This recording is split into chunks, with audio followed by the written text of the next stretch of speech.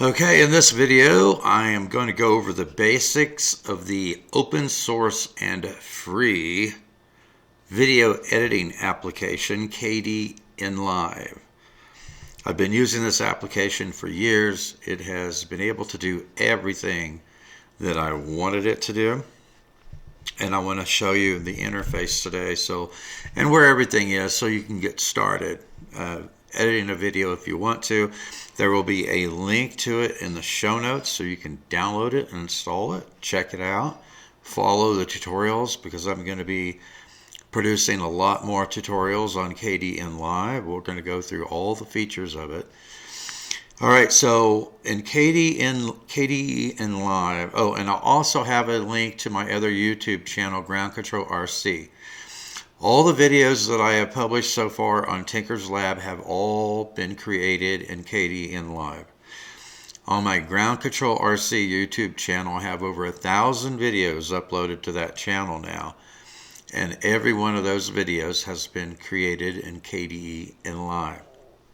All right, so the first thing we want to do is we want to go into File. Once you get the application opened up, go into File, go into Save As, and navigate to the folder where you're going to create your assets, your rendered video, where all your other assets are, your audio files, your video files, etc. Okay, so I've already navigated to mine, and I've already saved the file as eSheen Flying Fish Fun Flight, and it's a 1080p video, and the file will have the extension Kdenlive. Okay, so I've already saved that. When you go into your project menu up here, what you want to do is you want to go into project settings. You want to decide what kind of project you're creating. All right, so on the frame rate, frames per second, I've got it selected as any. On scanning, I've got it set as any. So it can be interlaced, it can be progressive. You can just leave those set as any, because it will detect the frames per second on your video asset that you load in your project, as well as whether it is a progressive or interlaced file. You have a lot of options here to decide what kind of project you're going to create. It goes all the way up to 4K Ultra HD. I don't have a 4K camera. All the video that I produce is full HD 1080p widescreen, so it's 1920 by 1080p for progressive. Interlace files means that every frame has half of the image. It takes 2 frames to make a complete image. It does half of the scan lines. On progressive, every frame has a complete picture. So that's the way I record. When I record it in 1080p, so every frame is a complete image. And the video that I'm going to be using happens to be 60 frames per second. So I'm selecting HD 1080p 60 frames per second for my project. I've got 2 video tracks and 2 audio tracks set up for this project. And I've got it set up so that it shows thumbnails for video and audio. And the timeline preview is set for automatic. So once you get that set up, you can select OK. One of the other things I do is once I save my file, I always like it to save the cache data, the temporary files that it creates while you're doing all your editing and stuff. I like to save that to the parent folder of the project file, so everything is under the same top level folder for the project. But I'll leave that up to you. Okay, so over here where it says name, this shows project bin. This is where all of my files that I import are going to show up. They're going to be in this project bin and this square area over here. If I add any type of effect or filter to either the audio or the video, it will show up in this effect composition stack window here. To the top right hand side, where you've got this black area here, this is my video preview area. And down here you can see this is where all of my tracks are, and I've got them labeled.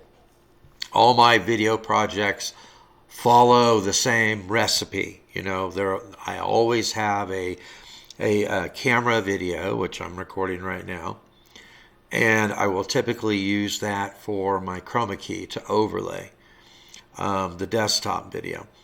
On this one, I also have a video slide, the camera audio, and the mic audio. Now think of the way that these tracks are stacked. So on my camera video, since I'm going to be taking the video of me talking about this tutorial, it's going to be videoed against a green screen. And so I want that video to be at the top level. So whatever you have here at the top level of your stack, since it's going to have transparency behind it, then you'll be able to see the video 1 track underneath that. And then my 2 audio tracks, because my video camera audio is not that great. One of the audio tracks is for the camera audio, and the other track is for my microphone. Since my microphone records a much better audio, I've got 2 audio tracks.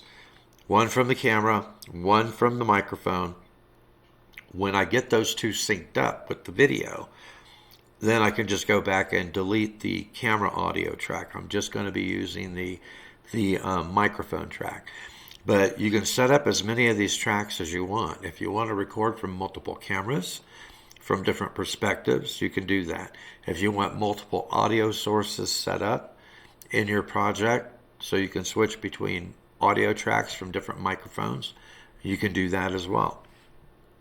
All right, so if you look down here where it shows this little slider here, this will increase and decrease the zoom level on your video and audio track down there. When you're going to make edits, you know, most of the time I have to increase the zoom level so I can get it right on the frame that I need to get it on if I want to make a cut. If I need to cut out part of the audio and part of the video out of the track during the editing process.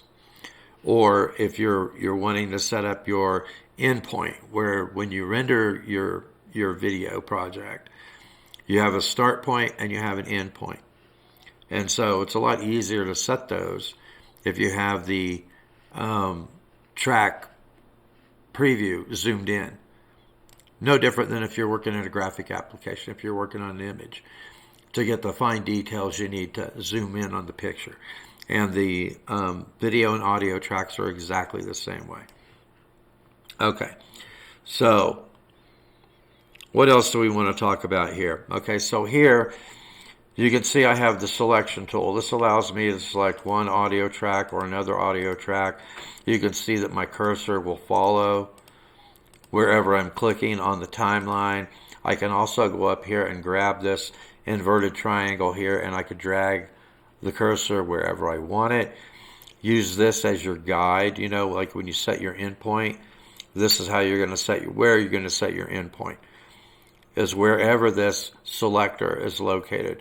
Wherever you select your endpoint is going to be wherever the selector is located on the track. You can also go up here on the timeline. So let's say that I've got my video track loaded and I want my endpoint, or where I'm going to start rendering the project, I want that at 5 seconds into the project. So 0, 5, 0, 0.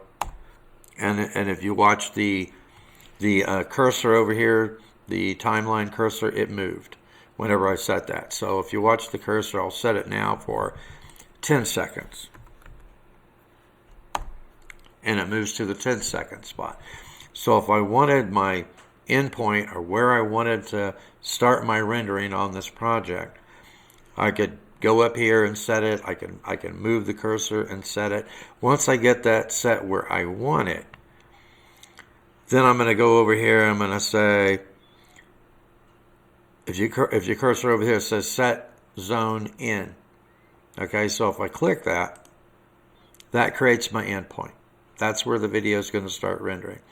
Now let's say it's a 30-second video. So I started at 10 seconds in, and I want to make it a 30-second video. So my endpoint is going to be at 40 seconds. So I'll get back on the timeline. I'll manually enter 40. And move my cursor again.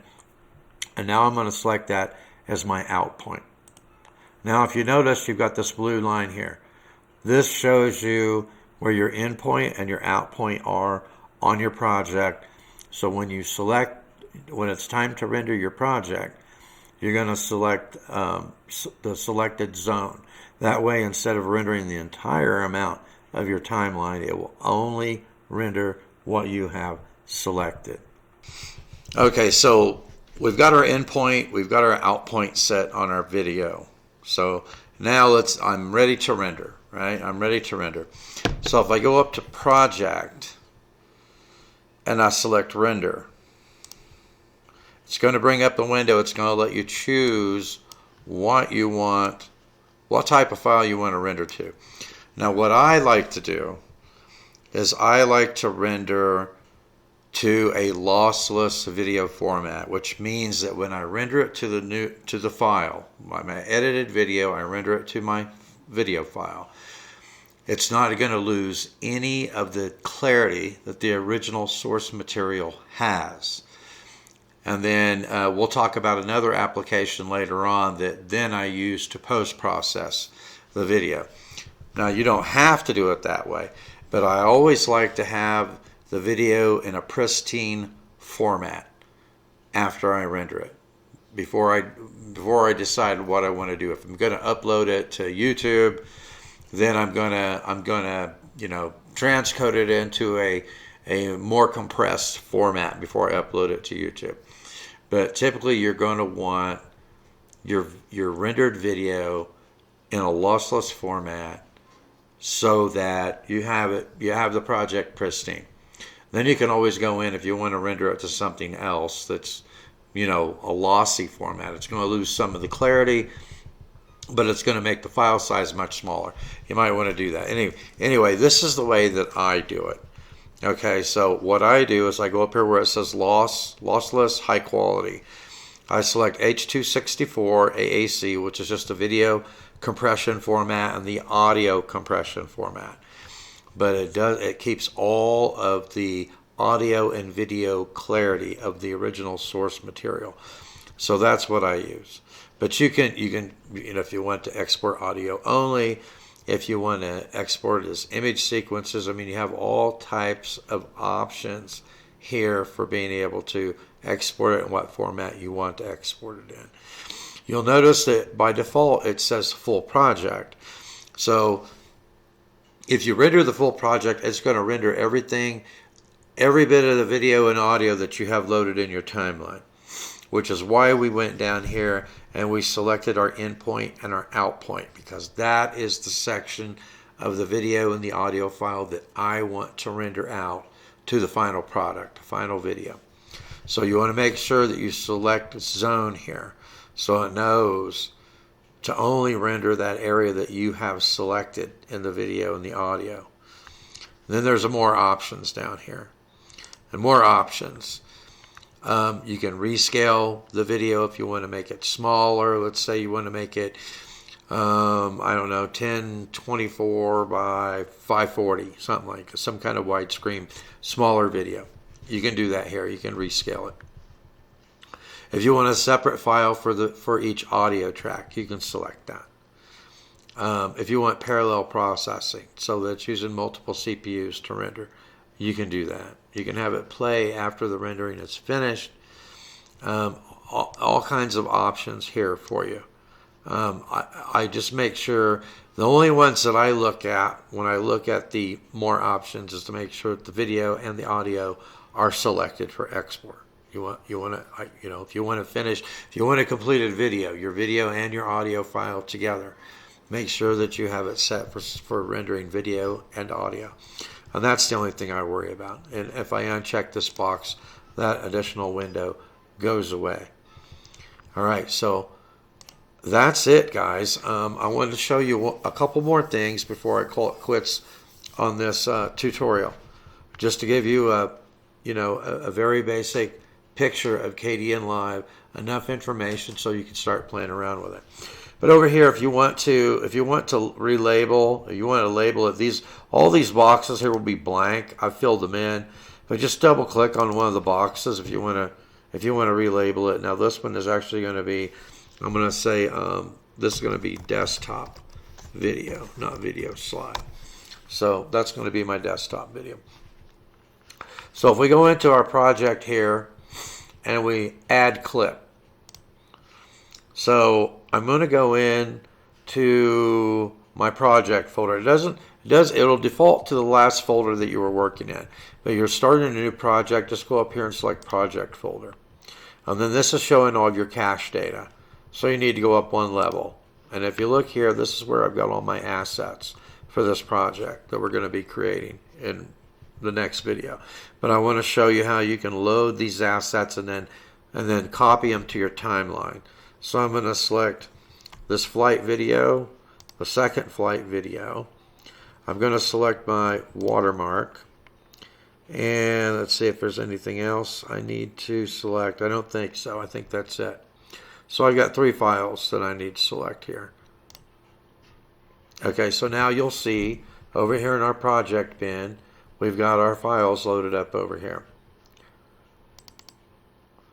Double click on it, it'll show you the clip properties. And if you have any, if you want to add any effects, you've got a whole list of effects here.